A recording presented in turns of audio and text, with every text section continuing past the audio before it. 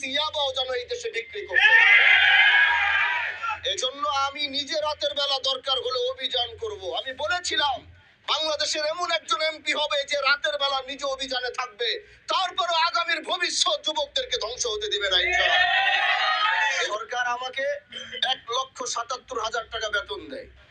এই 1,77,000 টাকা বেতন, এই বেতন আমি চিন্তা করেছি এই বেতনের টাকা আমার খাওয়ার দরকার নাই।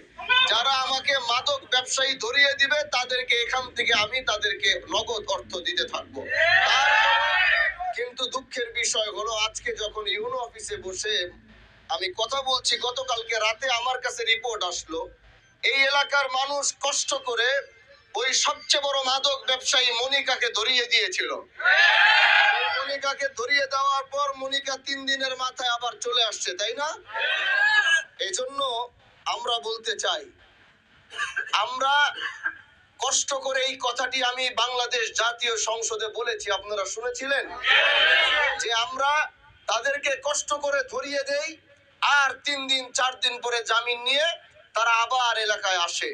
কিন্তু আমি বলবো এই মনিকার উপরে এই এলাকার প্রতিটা মানুষ, এরকম যত মনিকা আছে আর মনিকার যত ভাই ব্রাদাররা আছে, প্রত্যেকের উপরে নজর রাখবেন, কেউ যেন আগামীতে 1 পিস ইয়াবাও যেন এই দেশে বিক্রি করতে না।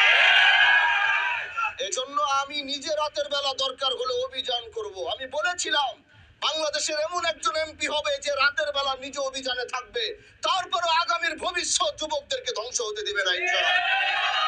এজন্য আমি আজকে ইউনূস সাহেবের সাথে কথা বলেছি। আমি মাদারীপুর 2 জাহানদারির ভাই এবং মাদারীপুর 3 খোকন ভাই, আমি আগামীতে এই 2 জনকে নিয়ে খুব দ্রুত মাদারীপুর জজের সাথে, জজ যিনি আছেন তার সাথে আমি মিটিং করব এবং তার সাথে মিটিং করে তাকে আমরা বলবো যে মাদারীপুরের মাদকের অবস্থা যেমন, আপনারা যদি 2 দিন পর পর ছেড়ে দিবেন তাহলে আমাদের পক্ষে এই দেশকে মাদক মুক্ত করা সম্ভব হবে না। এজন্য তাদের সাথে মিটিং করে কিভাবে মাদক ব্যবসায়ীরা যেন ছাড় না পায়, তারা যেন ঢুকলে মুহূর্তের ভিতরে বের না হতে পারে, সেই দায়িত্বটা আমি আগামীতে খুব শীঘ্রই তাদের সাথে মিটিং করে আমরা এটার ব্যবস্থা করব ইনশাআল্লাহ। আপনারা এরকম প্রতিবাদী হয়ে উঠবেন যেখানে অন্যায়, আমি বলেছি আমি হানজালার অন্যায় দেখলে সাথে সাথে দাঁড়িয়ে প্রতিবাদ করবেন, আমার যদি কোনো ভুল হবে প্রতিবাদ করবেন।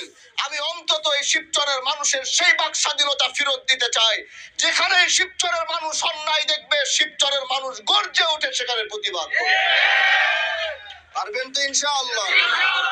এজন্য আমরা এসেছি এই দেশের মানুষকে শান্তিতে রাখার জন্য, আমরা এসেছি চোর ডাকাতের হাত থেকে দেশকে হেফাজত করার জন্য, আমরা এসেছি এই দেশের মানুষকে রাত্রে বেলা টেনশন মুক্ত ভাবে যে ঘুমাতে পারে, ছিনতাই চুরি ডাকাতি এই সব কিছুর একটি ব্যবস্থা যেন আমরা করতে পারি, এই দেশের মানুষ যেন ভালোভাবে থাকতে পারে, গোটা বাংলাদেশের একটি রোল মডেল যেন শিবচর হতে পারে, সেই চিন্তা, সেই চেতনা, সেই ফিকির নিয়ে আমি চলছি।